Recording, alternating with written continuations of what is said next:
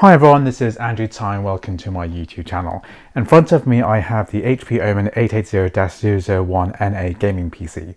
And this is one of those gaming PCs that you can buy kind of off the shelf from PC World, Currys and other retailers. And it's a pre-built computer. It's kind of good value for money in a sense. It doesn't really offer much upgradability, as we kind of found out quite recently. So the issue with this particular computer is that the motherboard was doing this kind of 3 long beeps, 2 short beeps error message, which is something to do with the RAM on the motherboard. And what I've decided to do is just take this computer and basically transplant it all into a new motherboard, a new case, and kind of improve it from there.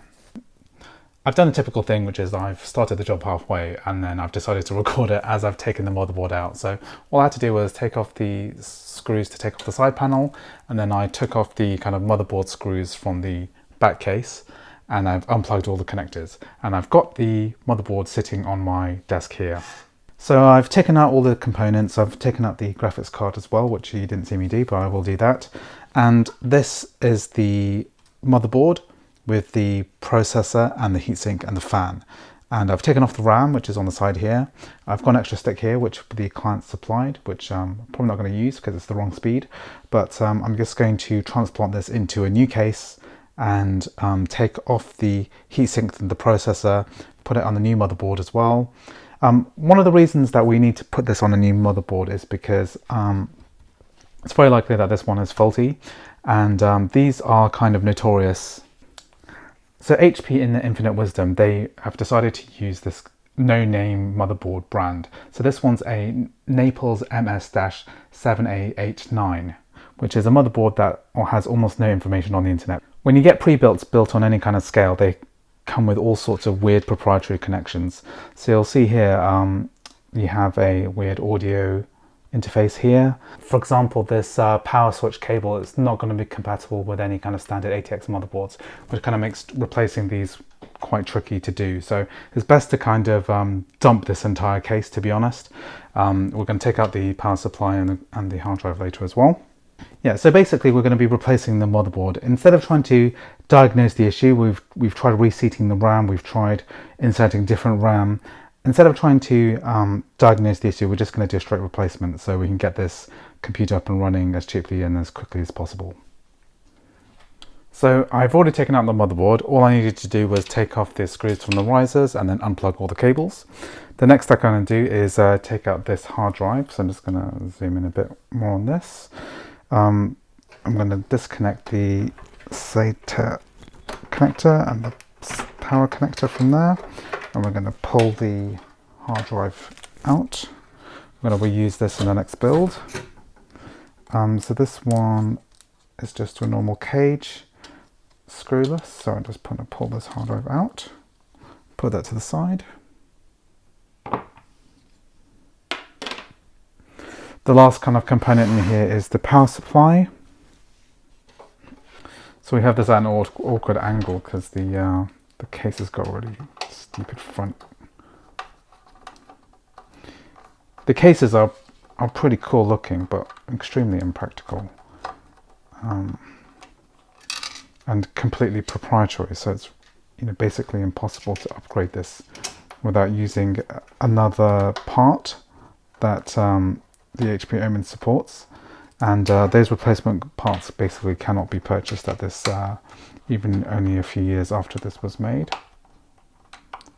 So, these pre-builts are a seriously bad investment for any kind of budding gamer, because at some point in the future, I mean, if you buy a pre-built computer, you're going to replace something at some point, and it's very likely to be the motherboard. I mean, if you buy a very decent case, that case is basically going to last you forever. But for these computers,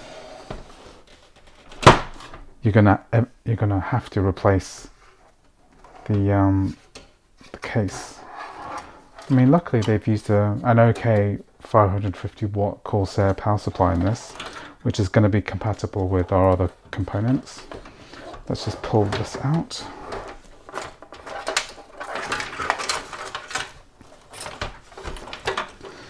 not a modular system, so we need to make sure that these cables are threaded through. So everything's here except for what looks like the CPU cable, which is threaded around the back, so we just need to pull that one out from the other side of the panel.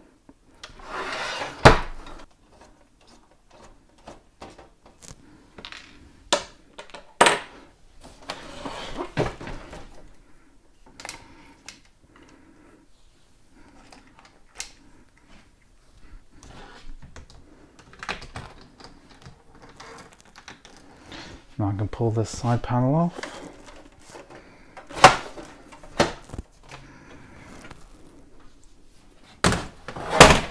That just kind of reveals the CPU threading at the back, the power supply.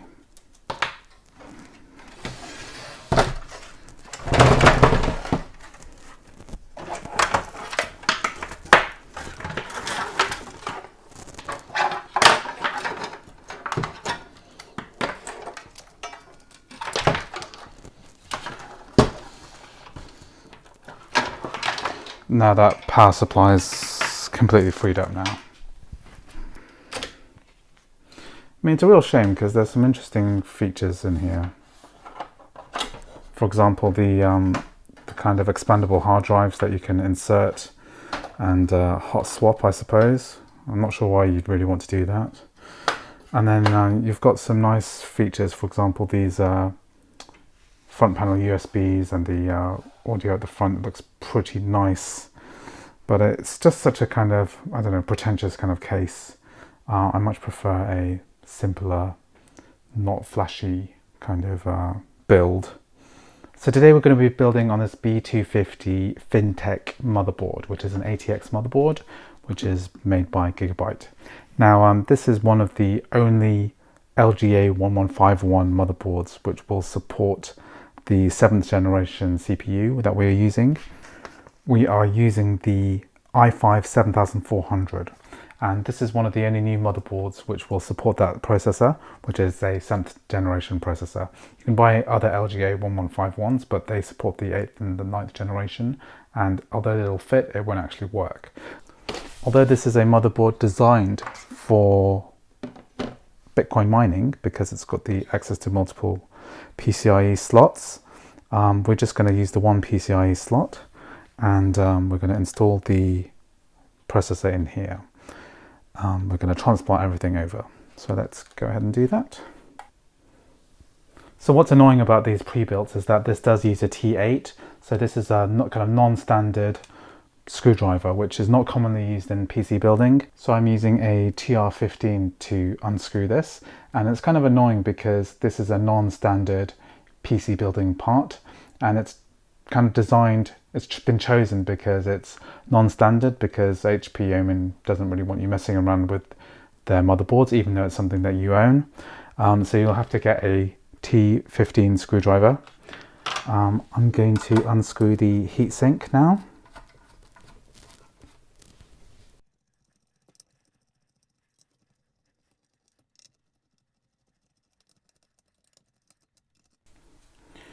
Okay, so we've got the heatsink off, and I can see the processor here with all of the kind of gunk on it. So I'm just going to realign this, and what we're going to do first is kind of remove this thermal compound on here. So I'm just going to get a kitchen towel, and I'm going to pull this over. Whew, that's really badly baked on. Just going to clean it a little bit with some isopropyl 99.99% pure alcohol.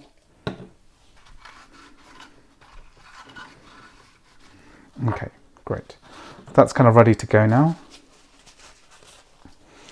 So if I just reorientate this again. So as you can see here, i5 7400.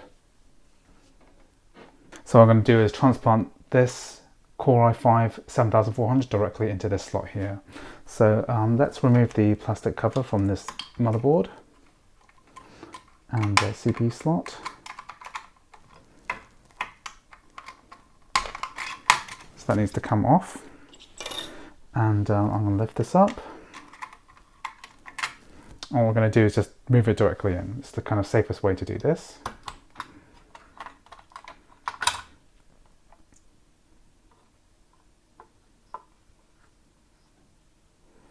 So you can kind of see the orientation of the pins. This left corner needs to go there, and you can see that notch up there, and that is the CPU installed into that slot there. So once that's in, we just put the cover down, and then we lever the CPU lever there, and that's now installed into that slot. So let's see, let's just double check that this heatsink is going to be compatible. Yep, with the holes aligned correctly. So I just need to transplant the kind of back panel over. Okay, so what I've discovered is that this particular heatsink, which I've managed to remove in order to get the processor out, has a back plate, mounting plate here, which is going to be very, very challenging to get off. It's basically glued in with this strip here, and it's like that the whole way around, so it's kind of really hard to get off. I think I could probably get it off using a heat gun and removing it, but I think the simplest way is just to use a spare heatsink that I've got here. This is the original heatsink, and it's all right. It's kind of 1.5 centimeters wide, but this one is a bit more substantial, and it's virtually the same size. But the key thing is that we've got a different kind of mounting plate, which will mean it'll be a lot easier to get onto the motherboard. So this is the kind of heatsink you can buy from Amazon for like £8-9, and probably on eBay for even cheaper.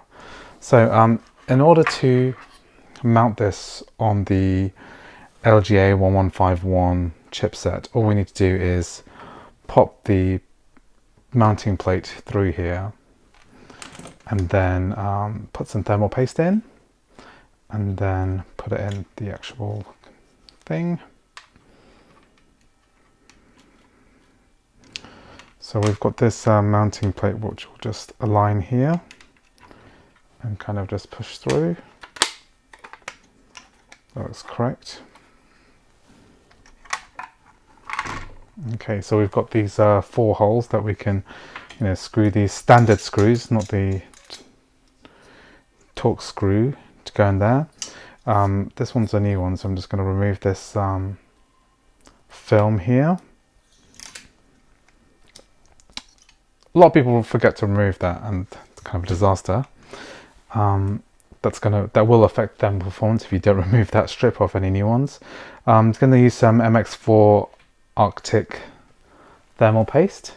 You just want to put a little kind of blob in the middle, kind of about that much.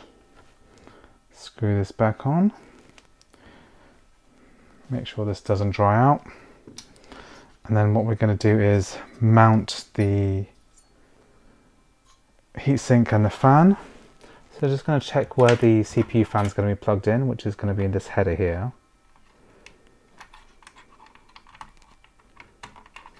And then we're going to place this appropriately. So I like to kind of wrap it around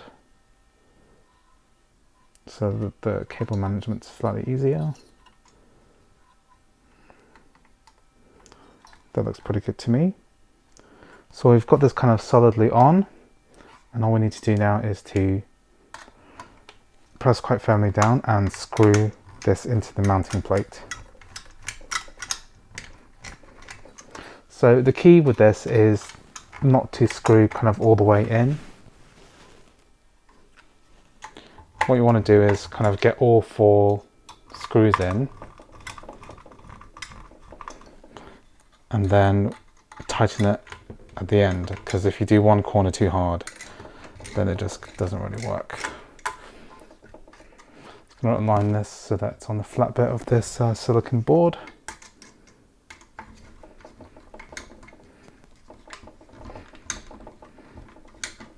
Okay, so that's pretty tight. Just going to make sure they're all screwed in.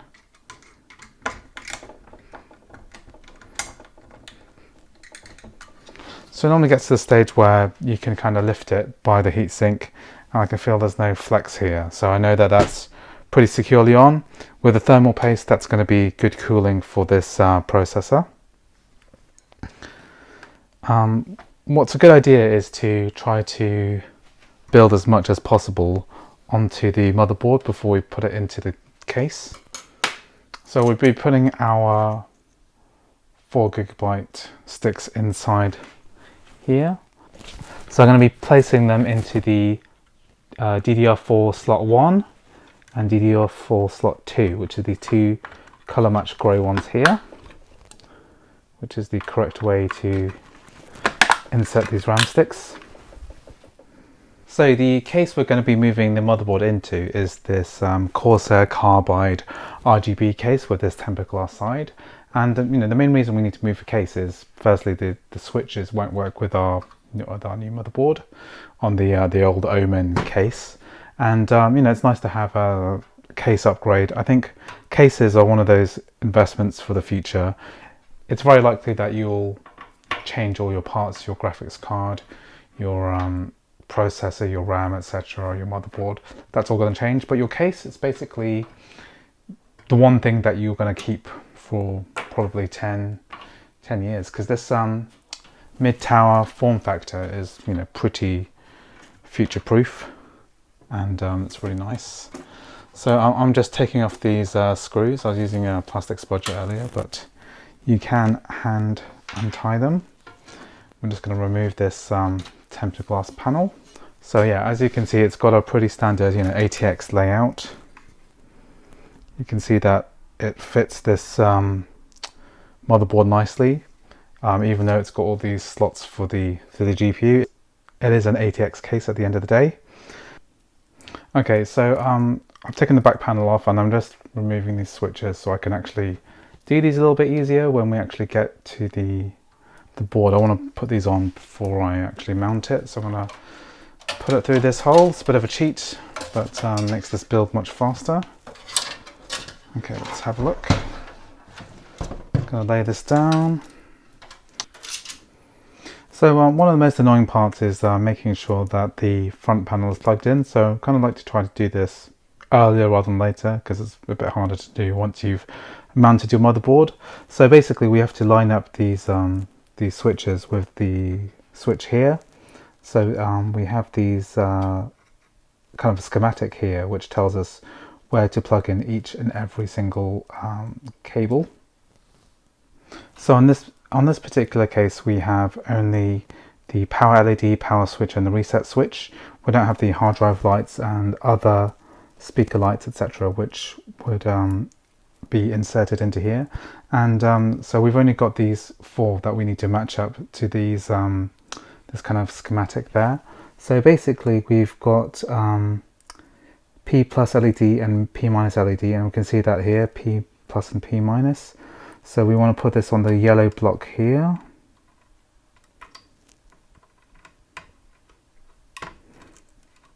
So every motherboard's different, so you don't kind of have to read this. If you want to separate them out, you can actually pull the cables apart there. That's perfectly fine. Okay, next we've got power switch, positive and negative there. So it doesn't really matter which, because it's a power switch, there's no real positive or negative. And then that will cover, because that's in the top quadrant there. So we need to put this over this red section here. And last bit is the reset switch, which is below the power switch. So it's that green section there. So we just plug those 3 in and that's ready to mount now. So before we screw the motherboard in completely, we want to make sure that we fit our I/O shield.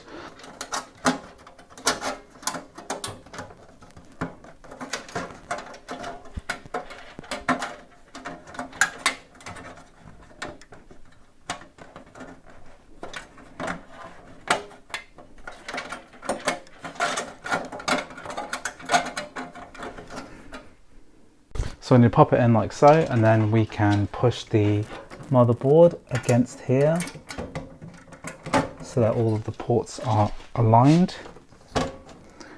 And now we're ready to screw in the main screws. So now that the motherboard's aligned correctly, all we need to do is screw in some of the actual standoff screws. Okay, so now that we've got the motherboard screws in, it's time to reinstall this Corsair power supply.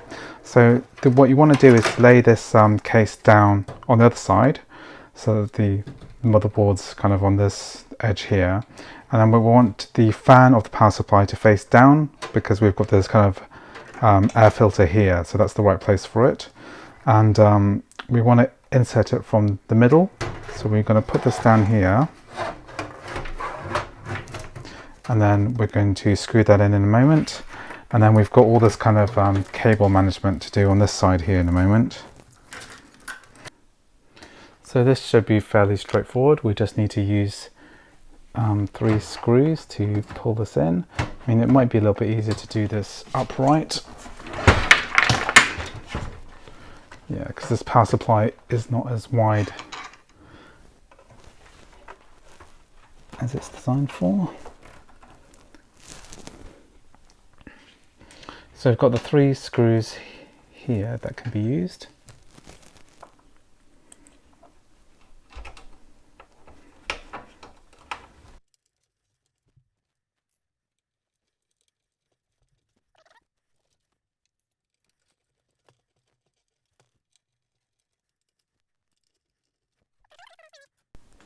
Okay, so while I'm still here, I'm going to actually install the hard drive into this hard drive cage at the back here. So I've separated out this SATA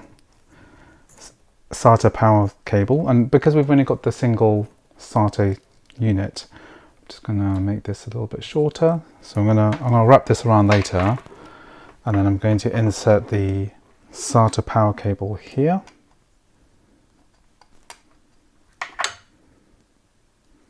So you need to make sure that the L is in the right orientation, so that slots in like so. And then in this particular case, we've got these kind of caddies, which we can just mount the hard drive onto. So these kind of nodules, they go into the place where you normally screw them in.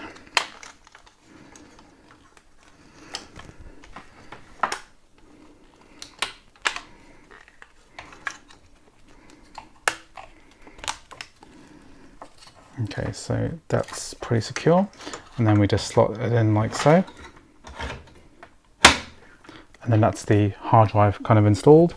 I will tidy this cable by inserting it in here.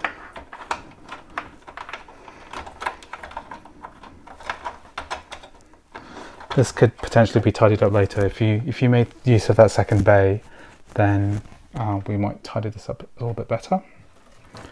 So what remains is to plug in the motherboard, CPU and the GPU cables. So now we're going to plug in the main power cables. So I'm going to feed through the main motherboard cable, which is going to go through to here. So I'm going to feed that through there, and this clip needs to line up with the kind of latch here, which you can't really see on camera, but I'm just going to flip that around and then plug it into this motherboard, which is kind of the main power for this motherboard.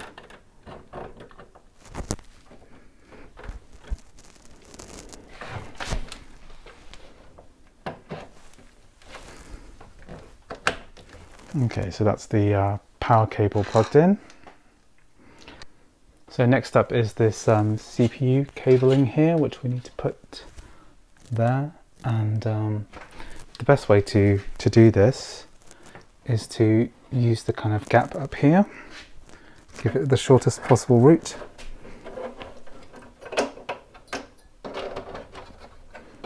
So we see this latch here. It's going to go on to that latch there. So we just need to orientate it correctly and kind of push it in from afar.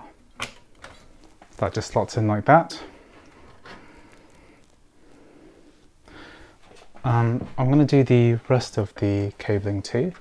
So this is a USB 3 header for the front of the panel, and you can see here there's a notch here which corresponds to that notch there. So I'm just going to plug that in. Good. So here I have the front audio, so that's like the speakers at the front. You can see here there's labeling for the audio, the COM, the USB, the USB. So we're going to plug this into the audio section, and you can kind of see which orientation it should be based on which pins are missing. So the lower pin there is missing, so we need to orientate where that hole is. So I'm going to pop this here.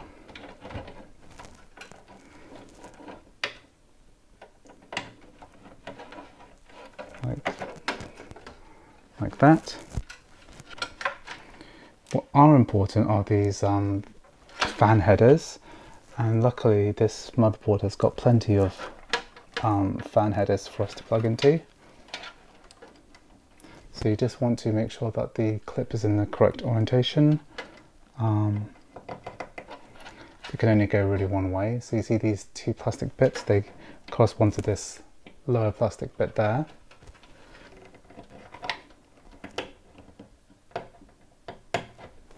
So that's two of the fans.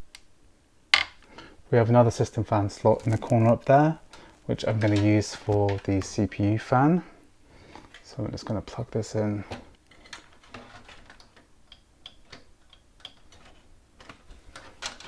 So I'm going to pull this cable through the back so it's a bit tidier.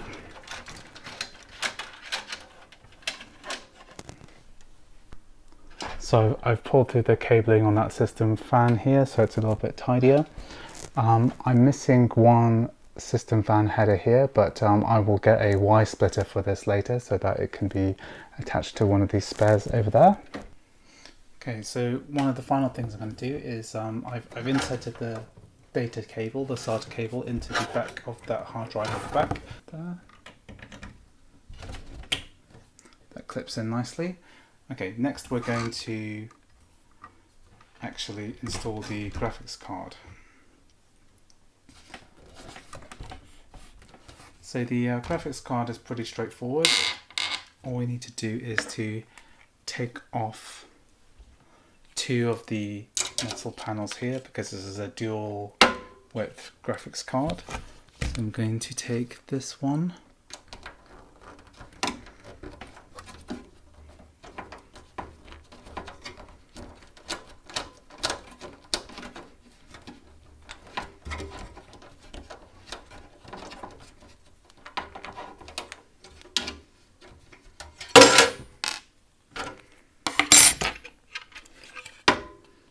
And we're going to take this one off too.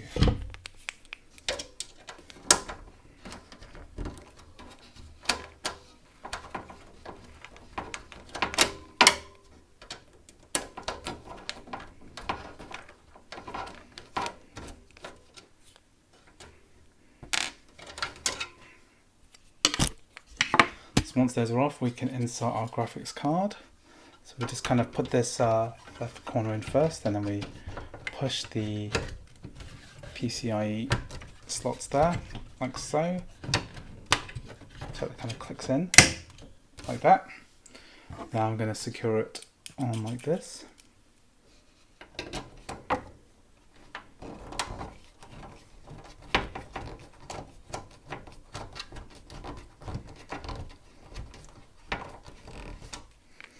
Okay, so this particular graphics card requires a 6-pin.